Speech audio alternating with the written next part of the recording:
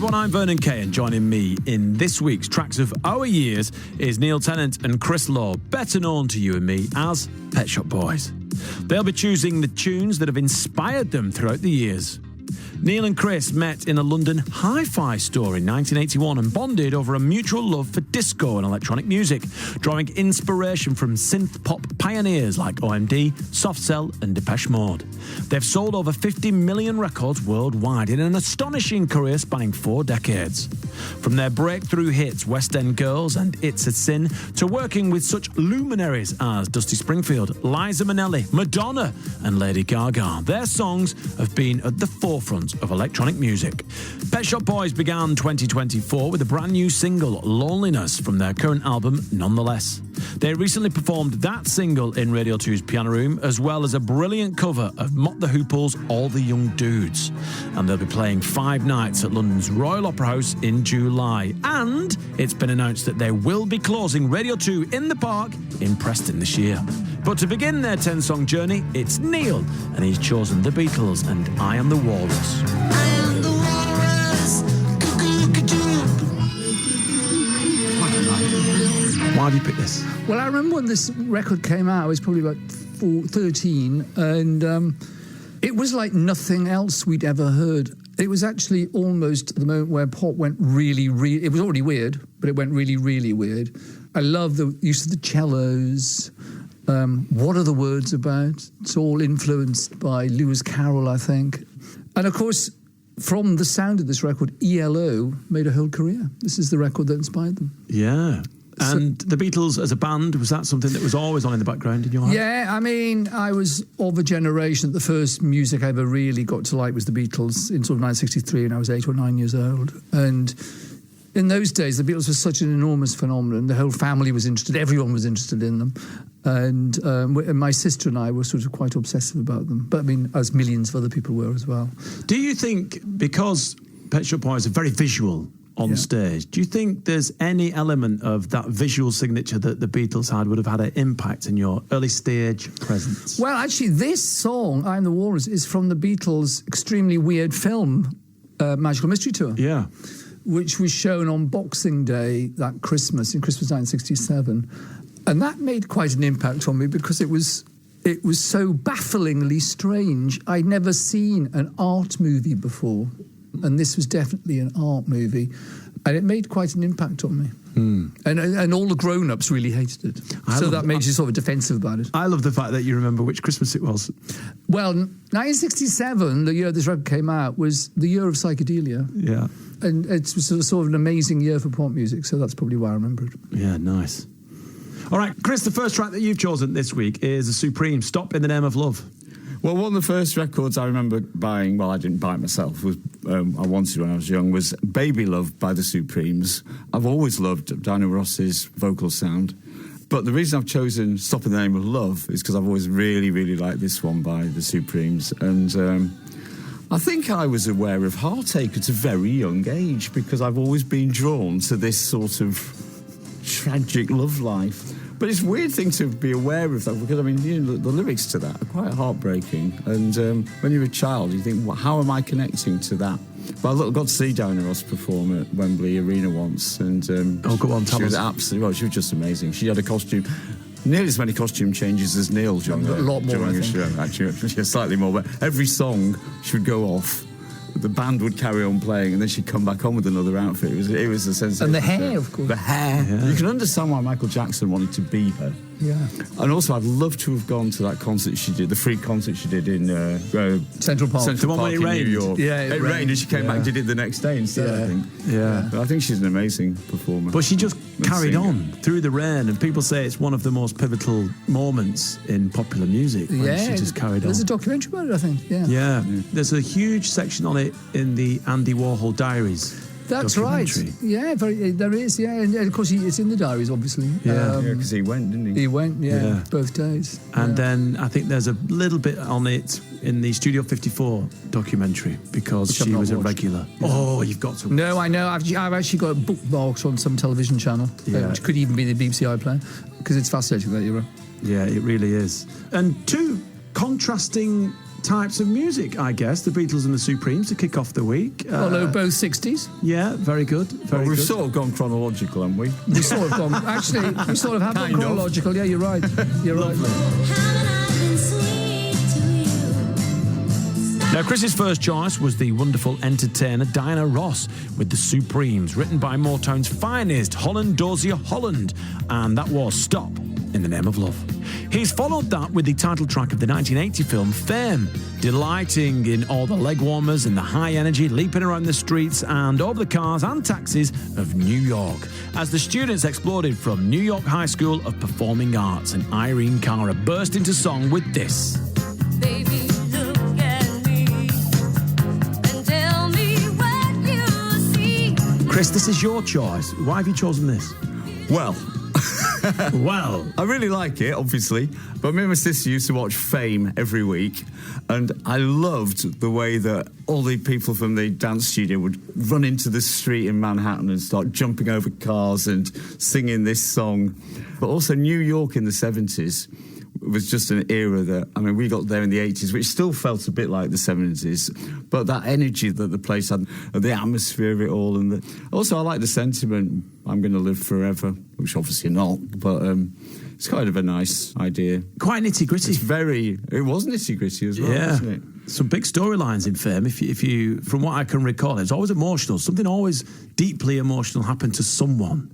Yeah, and then before the they went bloke into always had class. to write a song about it. Yeah, yeah, And exactly. then there was the kids from Fame. Yeah, there was. Yeah, Big, when I was at Smash Hits, Fame and then the kids from Fame was a huge thing with the readers. It's interesting as well, this record, because you think the song's going to start, it suddenly goes into a guitar solo. it's got a real good. Yeah. I'm going to say it. Driving bass line in this track as well. Yeah. Yeah, which well, I really it's like. early Euphoria, this. When you guys were milling around in the record shop when you first met, what kind of music were you looking for? Actually, it was an electronic shop, not a record Electronic shop, sorry. I was having a lead made. Oh, really? Yes. When we met, there was a smell of welding. Oh, really? Because there was a guy went. It wouldn't happen now. There was a guy went round the back and welded. I had a jack plug that I needed to go into the two little prongs to go into my stereo system, and he made it for me. So there was the smell of welding. And what were you doing, Chris? Loitering. Chris worked very close by, actually. Just milling around. Yeah. It's quite a pivotal moment in British popular music history. Yes, that. we weren't aware of that at the time. No, I know. Well, I imagine you Yes, no, weren't. quite. But you had an equal passion for music, I would imagine. Yeah, different. As you can see, doing this Tracks of Our Years series, yeah, we like the same things and we also like very different things. But at that time when we met, 1981, we both liked a single by Soft Cell called Bedsitter, and we both liked a single by OMD called Souvenir. And so, yeah, we talked about electronic music. And of course, I was having this lead made for a synthesizer I just bought, which I knew nothing about, really. But I bought it with some money I'd saved, and I was quite excited to. And at the time, Neil, move were into that. you doing journalism? At the time, I worked for a company called ITV Books, and we did TV tie-ins and with Thames Television and other things. And also at this point, I did a sort of brochure, really, souvenir thing with Madness for their film Take It or Leave It. Did you really? And that's how I ended up at Smash Hits, because I got the designer of Smash Hits to design it for us. And a friend of mine, a photographer called Eric Watson, did the pictures of Madness, and we both ended up working at Smash Hits after that. And then, Chris, what were you doing at the time? You doing your year? Oh yes, sorry. I was at Liverpool University doing architecture, but I was doing a year working in an architect's office as part of the course, and I was actually working just on. Actually, it was a really beautiful office. It was on Cheney Walk, and it was a Voisey interior. It's absolutely beautiful, and so I was just living around the corner from Neil and working around the corner, but it was part of the architecture course. And I'm intrigued now. So, at what point in this relationship did you say, let's make some music? Just a few days later. Really? Well, remember, in 1981, it was quite exotic to have a synthesizer. Yeah. So exotic when I got it home from the music shop on Tottenham Court Road or Charing Cross Road or somewhere, I realised it didn't have a speaker. That's why I was in the shop in the first place, because I realised I'd have to get a lead to plug it into my stereo system, because I assumed it had a little speaker in it, which it didn't. A Korg MS-10 it was called. And so a few days later, we actually met for a drink, and Chris lived around the corner, and then he came up to my flat and started playing the synthesizer. Because then I realized Chris was a keyboard player, good keyboard player, and that was It was that, really. monophonic. You can only play with one finger. Yeah. I bet you didn't know that when you bought it. I didn't know that either. I thought, oh, you can't play a chord on it. Actually, I was starting to wonder what the point of it was, to be honest. But no, we started. My recollection, which, I've learned to realise that memories aren't always correct, but we sort of became quite committed to it quite quickly because there was something there. And we wrote one or two songs, and then I booked a demo studio, and we used to go to this place in Camden Town and do demos, and then we'd go out for a Greek meal to Andy's in Camden Town, which we would still go to, actually. And we might go to a pub. There was a famous Black Cat pub in those days. Actually, it still exists, I think, where they used to have a drag show, which was quite amusing. And we might walk into the West End. We used to do a lot of walking, still do, around London, which is where West End Girls comes from. It was an exciting time, really. And then I got the job at Smash Hits not long afterwards. Because from my perspective, being at school and stuff, you arrived. Yeah, Pet Shop Boys arrived. It's like, bang, Pet Shop Boys, done. And there was no gradual build-up. It felt like, looking back. To be honest, it felt like that for us. Oh, really? Well, we made a record in 1983, and it was released the following year, and it wasn't a hit. And then it sort of was a hit in some countries. And we got a manager, and I left work, and Chris never started to work. And lay about. And we sort of arrived fully formed in that respect. It was like our first proper gig in London was at Wembley Arena, the first of 3 nights. Well, we did a little thing at the Fridge. We used to do things like PAs where we'd mime to 2 songs or something like that. And in Brixton we did 5 songs. But this is the first proper full-length gig. Oh, we did the ICA. I played a trombone. Yeah, 3 Our manager songs, just 3 songs. He was incensed by that. It was wasn't incredibly he? incensed. It was Wow. Yes. Actually, it wasn't cool, was it? Really? I thought it was cool. Anyway. Neil, your second track of the week is The Temptations, Papa Was a Rolling Stone. This is the first 12-inch record I can ever remember. We used to go to this gay club, and this is when I lived in Taunton. I was about 18 years old, and I had dyed red hair. And we used to get the Victoria Line from Seven Sisters, get off at Oxford Circus, and go to this club on Neal Street. Anyway, and it was very glamorous and expensive. We could afford to buy 1 half of lager the whole evening. But the music system was great, had a sort of light-up dance floor. Everyone was dressed very fashion-y. And I remember probably even the first time we went, actually.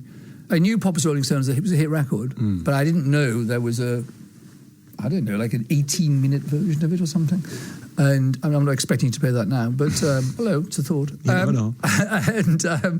And I just remember thinking how brilliant it sounded. The Temptations worked with this amazing producer called Norman Whitfield, who before this had sort of invented psychedelic soul. And then this is a bit more stripped back, but it has an amazing sound. Of course, the Temptations have got great voices. Yeah, fab. And of course, it tells a story. It was the 3rd of September. That day I'll always remember. Yes, I will. Now, that was a different style picked by Neil. He first heard the lengthy dance version in a club. It's The Temptations and Papa Was a Rolling Stone, co-written and produced by Norman Whitfield. I'm Vernon Kay, and you're listening to Tracks of Our Years by Neil Tennant and Chris Law. Well, Neil's next pick was an unlikely choice for a Pet Shop Boys encore. They covered this. It's Do Anything You Want to Do by Eddie and the Hot Rods. Do anything you want to do. Why have you chosen this? Well, we're now in sort of the beginning of punk. So I'm living in Knightsbridge in a sort of Bed City thing. And work-wise, what are you doing? Work-wise, I'm working for Marvel Comics as the London editor. It's the first job I got when I left college. I got a job. I was working 3 weeks after finishing my degree. I was going to take a year off. As I always say, I still haven't taken the year off. And a friend of mine who was a mature student, she'd been a journalist, she used to get the UK Press Gazette, and she said, I didn't know what I wanted to do, by the way, and she said, that's the sort of thing, if you wanted to work in journalism, that would be a good starting point. And it said, production editor required for Marvel Comics. I went in, they offered me the job. This was even 2 weeks after I finished my degree. And I was so knocked away. And but it was fun, and I met Stan Lee several times. I organised 2 promos. Stanley who? Stan Lee, the famous... Bit of bum. We needed the drum to go boom there. Anyway, I always liked music. And... a friend of mine took me to see the Sex Pistols in March 76. I can't remember actually when this record came out, but it was around about that period. This was one of the first 12-inch records. As a gimmick, they released this on a 12-inch. And I've always loved the song. At one point, we actually used to play this as an encore. The Pet Shop Boys. Hang on, Neil. Hang on. You can't skip past the fact that you went to watch the Sex the Sex Pistols Pistols. after an invite from a friend. That's Yeah. a big moment. No, it was. It was March 1976. It was at the Nashville in West Kensington. And we got the bus up from Knightsbridge. And were you into punk? Well, this was the start of punk. Yeah, Right. no, I liked it because we liked the Ramones. And when it started, I thought, oh, it was kind of like the Ramones. And because it was fast and short songs. The great thing punk rock, people forget now, did to pop music was it made songs shorter. You know, Bohemian Rhapsody was 5.5 minutes long. The average punk single would be 2 minutes. Yeah. Anyway, this was the concert where famously Sid Vicious beat up a member of the audience with a bicycle chain. And it wasn't very nice. It was horrible, actually. It slightly freaked me out. And I wrote a letter to the NME about it, and they printed it as... Did a you little use your real name? feature. Yeah. It said, reader Neil Tennant of London, SW1, was there and writes. And I put and their photographer was there, so they had a picture of Sid Vicious going for this guy. And it's still, there's a book called The Sex Pistols File, still in print, and it's on page 3 of it. It's still there. I'm right at the beginning of the Sex Pistols. Anyway, in the Hot Rods...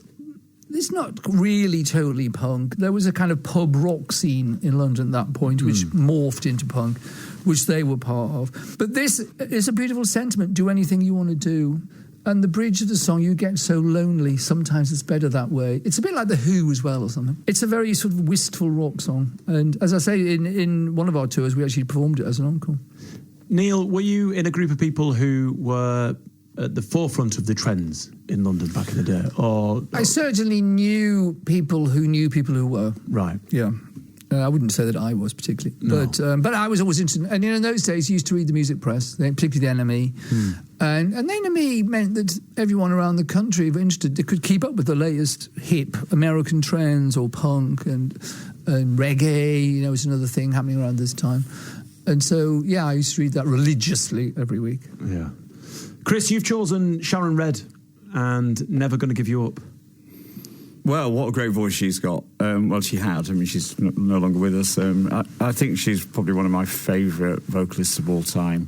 During this period, we were going out all the time, and there were some amazing clubs there. There was like the Embassy, Spats, I could get on the guest list because of being at Smash Hits. Busby's. Actually, we've got to see Sharon Redd perform at the Embassy one. She did a PA. Actually, I think she sang live. Oh, she sang live, yeah. And she was an amazing performer.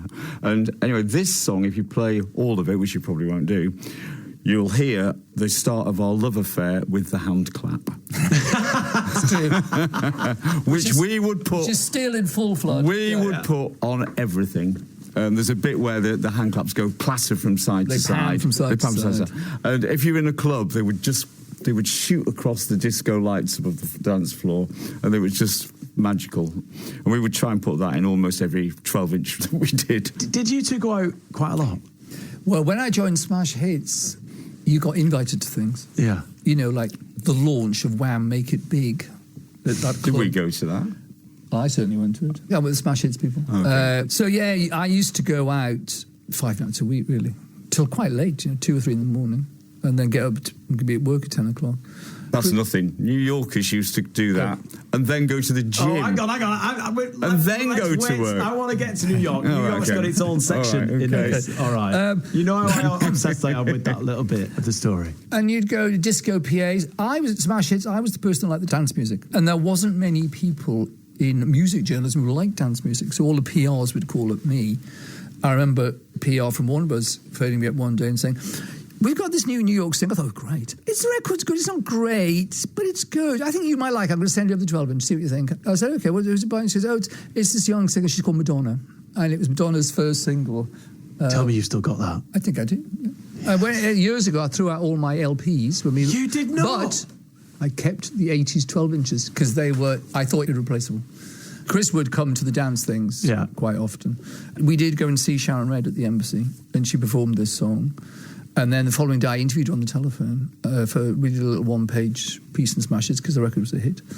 We made a cassette in 1983 when we were getting really quite serious of bits we liked of records to play to producers to say, this is what we like.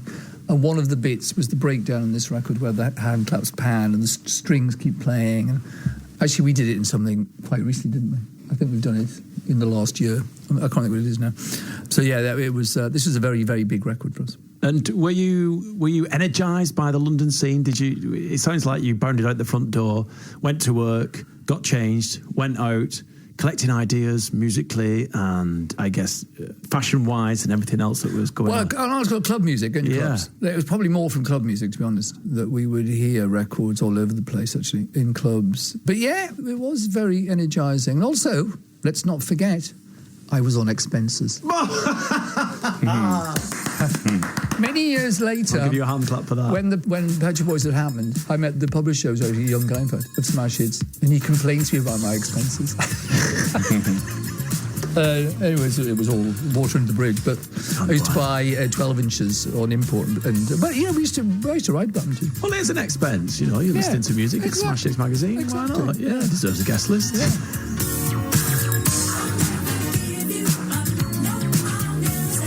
Tracks of My Years with Vernon Kay. Radio 2.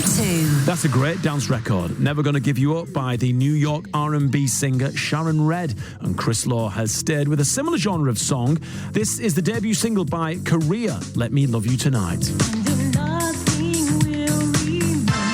Well, this really is the late 80s. Actually, it's probably the happiest I ever was, actually, during this period. Raving and misbehaving. Yeah, and it was, it was such a great time. The music, though, was just... Everything was new and exciting and inventive, like nothing you'd heard before. It was the past, again, had been sent into the bin as far as I was concerned, and this was the future. Well, everything was absolutely great. And anyway, this was a song that I always used to love. I used to play it normally at the beginning of the night, and it's got a fantastic... It's just simple bass line, vocal, but it just has great... It has a lot of emotion to it. So a lot of people are going to absolutely fall in love with this track whilst it's playing, because it'll bring back so many memories. It's a huge tune. Well, actually, just thinking about it now, I got a tingle down my neck.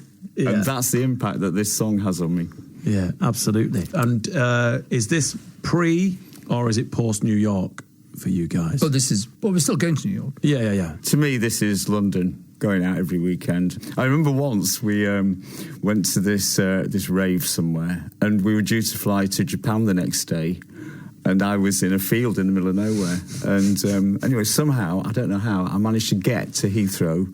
I thought that day, because we were flying on a Sunday, that rave was on the front of the news of the world. I was thinking, I was there. I was at that one. As you're boarding the plane and leaving the car behind I was you. on that. I was there. It was Funny. good. Yeah. Well, let's talk about New York, because New York's had quite an influence on you guys, hasn't it? The music scene and the dance scene and the city itself. Yes. Well, this was because of the music we liked. We've often told the story about Chris loving this record called Passion by the Flirts. It was produced by a guy called Bob B.O. And then I was at Smash Hits, and we got to like a lot of his records. And indeed, the staff of Smash Hits got to like his records, because I was in charge of the record player at Smash Hits, so I used to play his records all day long. I went to New York to interview the police, and I met Bobby O. Deliberately, I got a meeting set up, and he offered to produce us. And so in 1983, Chris and I went back to New York, and Chris for the first time in New York, and we recorded with Bobby O. And we were there for a week and a half, I think, and wandering around, staying in a flat on Broadway, and that's where we went to the Paradise Garage. Tell us what that was like, please. Well, New York then was a bit scary. Totally scary. And so going to a club then, you thought, oh, God, it was a bit nerve-wracking in a way. Sketchy. Yeah. Right. And anyway, the Paradise Garage, the entrance to it was a ramp, and then you had to sort of blag your way in a bit. But I think being English often used to help with these things. But then you got in there, and the first thing you noticed was there was no paying bar. There was just a rather infamous bowl punch thing. Yeah. But anyway, the main thing about the club was the sound was incredible. The bass, you felt the bass rather than hit. I mean, it just used to come up through the floor, and the music was incredible. But apart from the Paradise Garage, I think my favourite club was the Funhouse, which was where Jelly Bean Benitez used to DJ, and it was full of Latinos all going crazy, dancing on the podiums, and the energy in there was just amazing. Madonna would hang out in the DJ booth with Jelly Bean. She was going out with him, and the energy. But New York for a very long time had great clubs going right way through to Sound Factory Bar, Twilo, all of those clubs, and you would always go to New York, and you couldn't wait to go to the club. And a lot of them in the Meatpacking District, which was, you'd come out there in the middle of the early morning, and you'd be it just had this energy to it, and sadly, all that's really gone now. There's just a few clubs in Brooklyn that I'm aware of. I mean, I might have lost touch with it now, but it was a very exciting time to go club in New York. Sounds like it. And of course, it's where we first recorded. Original West End Girls. We were recording in the studios, Unique Studios, and Arthur Baker, famous producer, was recording with Planet Patrol in the studio next door. And you really felt you were in the epicenter, didn't you? It was and very we got exciting. Frankie Knuckles to remix a B-side of ours. Was it I Want a B-side? Dog. I Want a Yeah. Dog, which was out. Where did he do that again? He did that in Jersey City. Yeah. he had a So we studio got up to there. work with our first encounter with Frankie Knuckles. Nice guy? Lovely guy. Really nice, yeah. Wow. The godfather of house, really. Yeah. It was a great period, though, because it was scary. You used to get on the plane on the way back and think, I've survived another trip. As it happened, I ended up spending the autumn of that year in New York because we launched the American Smash Hits. And so I got really used to New York. And then me and the woman who came over with me, Kimberly Leston, who was the designer, we used to go out every night. We'd go out at 11 o'clock at night and get a taxi downtown to the Pyramid, which was on Avenue A, which was beyond scary in those days. And you go bumping down the avenues and the potholes, and it was very exciting. Neil, you've chosen David Bowie, and this is not America. This is from sort of mid-'80s. I'm still at Smash Hits. David Bowie released this. It just become huge with his Let's Dance and all that stuff, recorded in New York. And then he suddenly put out this single from a film. It's with the Pat Metheny group. So they're sort of jazz. He's a jazz player, Pat Metheny. And I've always loved, I think it's one of his best songs. And one of his defining David Bowie kind of mid-period vocals. It reminds me, though, we used to go to the printers in Peterborough, the EMAP printers in Peterborough. And it reminds me of Mark Ellen, who was the editor there, and me sitting checking proofs, and this came on Radio 1, and we were both trying to see who could do the best David Bowie imitation. A little piece of me and a little piece of you. Actually, it always reminds me of that specific moment. So actually, it's a Smash Hits memory for me, this. And you ever meet and hang out with David Bowie? We made a record with him. Oh, yes, you did. Yes. Yeah, we didn't meet David Bowie till really quite late. I went to see his 1995 tour in Wembley Arena. And there was a thing afterwards, and I got to meet him. Actually, there's a picture of me meeting David Bowie then, and I looked completely thrilled. It's an unbelievable expression on my face. And we ended up mixing his song, sort of doing a different version of it, actually, Hello Space Boy. So we were on Top of the Pops with him, and the Brits Awards with him. And it was a short period, but it was sort of quite exciting, being on Top of the Pops with David Bowie. Yeah, it's a moment, isn't it? And then Did we not do the Brit Awards with him? we did, yeah. We did at the same time. But then we didn't see him. There was the odd contact. We didn't see him for over 10 years before he died. A huge influence. Neil Tennant's penultimate pick was This Is Not America by David Bowie, taken from the soundtrack to the 1985 film The Falcon and the Snowman. And now Neil's final choice is Massive Attack and Unfinished Sympathy.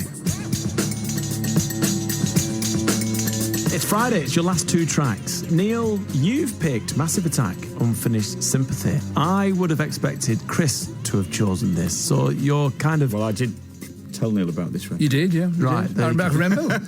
I remember you had it on a cassette. Yeah, and we well, were Neil, driving. you've got to hear this. We were driving in this. What's interesting about this record is, well, there's many things interesting about it, but Chris heard it as a rave record. You'd heard it in a field somewhere. Yeah, there was also was it Paul Oakenfold remix of it? And anyway, of course, I've always loved strings with pop music, strings and electronics.